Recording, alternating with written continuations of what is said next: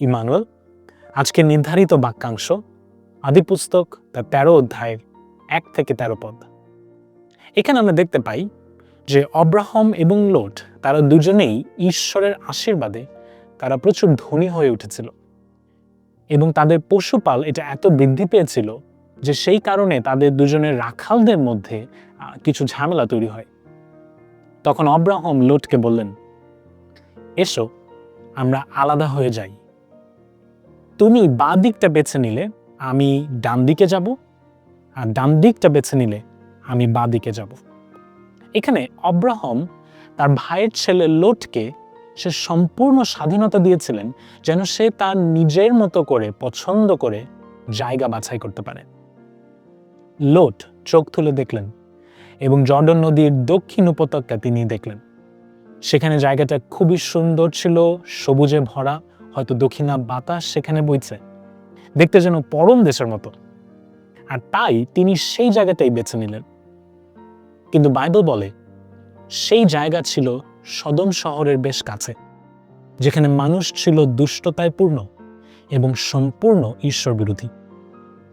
Note তিনি সৌন্দর্যতা দেখেছিলেন, কিন্তু যা তিনি দেখতে পারেননি তা ছিল মন্দতা।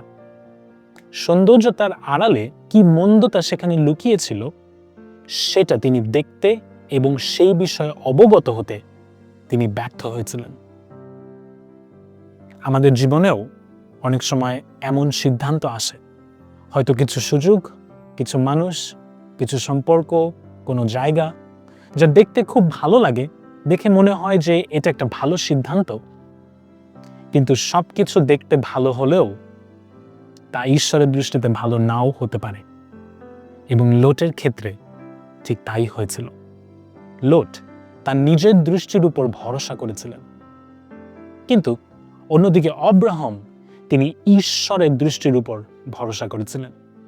অব্রাহাম কনান দেশেই রয়ে গেলেন, যা হয়তো সদমের মতো বেশি সুন্দর ছিল না, বা হতে পারে সদমের মতো দেখতে মনোরম ছিল না, হয়তো সদমের মতো সবুজ উপত্যকা বা শান্ত জল বা দক্ষিণা বাতাস সেখানে ছিল না।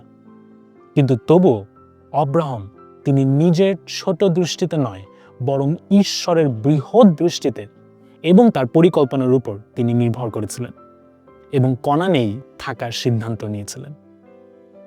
আজকে আপনার জন্য আমাদের প্রশ্ন হলো এই, আপনি কোন দৃষ্টিতে আপনার সমস্ত সিদ্ধান্তগুলো গ্রহণ করছেন? আপনার নিজের দৃষ্টিতে নাকি ঈশ্বরের উপযুক্ত দৃষ্টিতে? দেখতে ভালো না হলেও সব সময় ঈশ্বরের ইচ্ছাতেই প্রকৃত মঙ্গল এবং প্রতিজ্ঞা আছে। আমি প্রার্থনা করি যেন প্রভু আমাদেরকে এমন চোখ দেন যা শুধু সৌন্দর্য বা মঙ্গল দেখতে নয়, বরং তা সত্য দেখতে আমাদেরকে সাহায্য করবে। ঈশ্বর আপনাদের প্রত্যেককে প্রচুর পরিমাণে আশীর্বাদ করুন।